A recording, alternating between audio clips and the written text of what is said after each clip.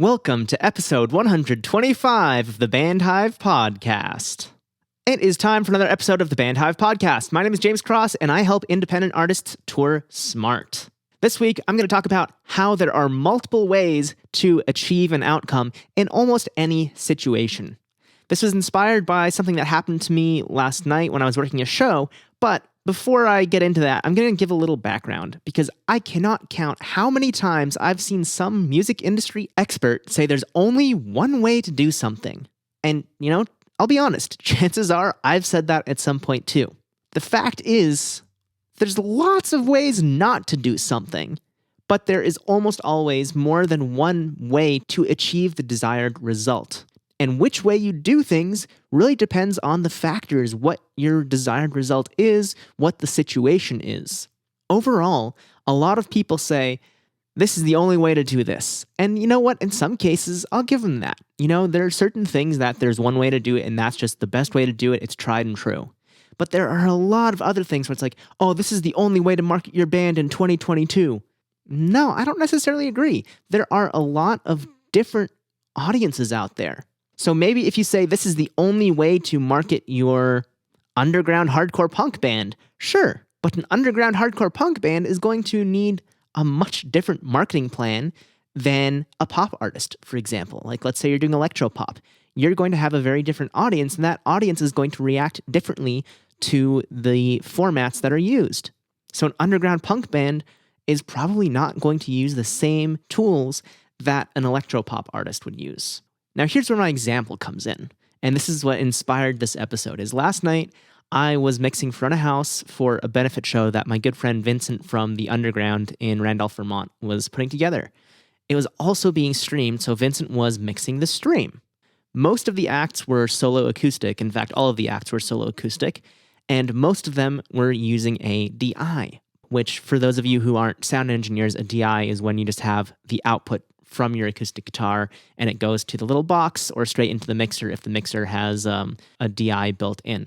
That DI box converts it to mic level signal and goes to the mixer, and you can mix it. You don't need to mic up the guitar. But there were a couple acts that needed to have mics on the guitar, so we had a mic set up and ready to go. One of the acts got up on stage, and we were doing this quickly. Each act was only playing 2 songs because it was mainly a benefit. So we said, you know what, just get up there and play. That went well for most of the night. But there was one artist who she got up there and I realized there's no signal on the guitar.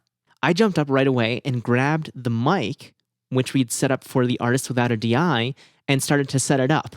In the meantime, Vincent asked, "Oh, is your tuner turned on?"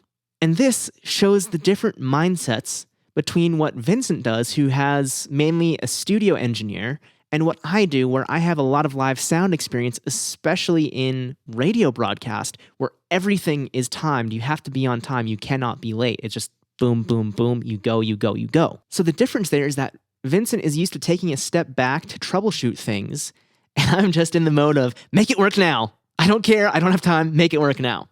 Both solutions would have worked, but they stemmed from different approaches to the issue at hand. Now, I gotta give it to Vincent. His move was better in this case because it wasn't time sensitive and it was a very simple fix.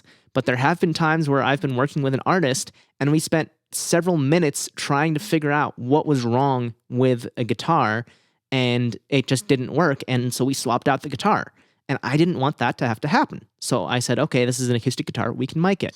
Anyway, in this case, like I said, Vincent's method was probably the better approach. In fact, not probably, it was. In a studio setting, my approach would have been totally wrong. You don't do that in a studio. In a studio, if something's not exactly the way you want it, you sit down and you troubleshoot it. Granted, in the studio, the guitar would have been mic'd up in the first place rather than using a DI because it's not the greatest sound for a recording. But in a fast-paced radio broadcast environment, just getting things moving, my method probably would have been better.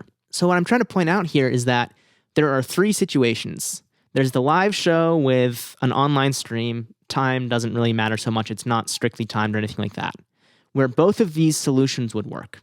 Then there's the studio where you want to take Vincent's solution and just do everything as perfectly as you can and troubleshoot whatever it is until you have the perfect sound. And then there is the fast-paced live environment where you can't delay anything and you just got to keep going. And so even though both of our methods would have worked in the situations we're used to. When you bring it together to a situation somewhere in the middle, between live and studio and broadcast, they both worked. My point here is that the right thing to do depends entirely on the situation you're in. A lot of times you're going to see that there are multiple solutions to whatever it is you want to do, and they all work pretty much equally well. In other cases, maybe there's only one solution. It really depends on what situation you're in. The thing to keep in mind is that when we learn not to do something, we learn not to do it. That doesn't mean we shouldn't try other things.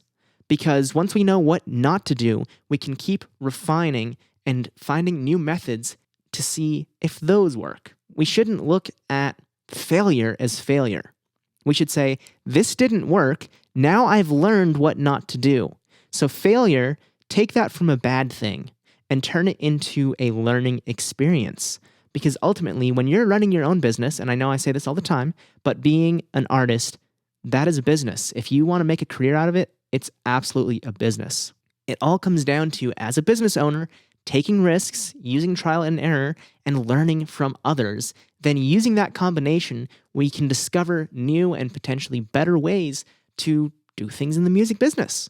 I really encourage you to try this. So take a step back and watch how other artists handle situations that you find yourself in, whether it comes to recording, playing live shows, marketing, releasing your music, whatever it is. See what other artists are doing, see what works and doesn't work for them, and then try some new things for yourself.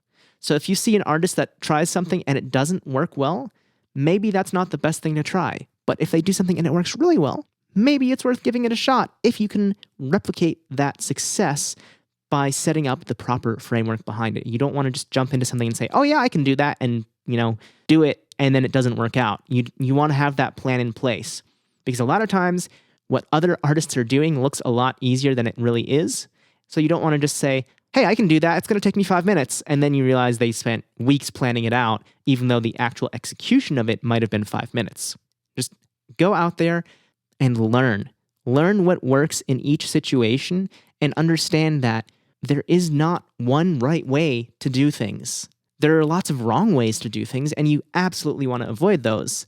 There is no one answer in most cases. So when you see somebody say, this is the only way to do this, you have to do it this way or you're going to fail, say, no, probably not. I bet there's another way. You know what? I'm going to be the person to find that.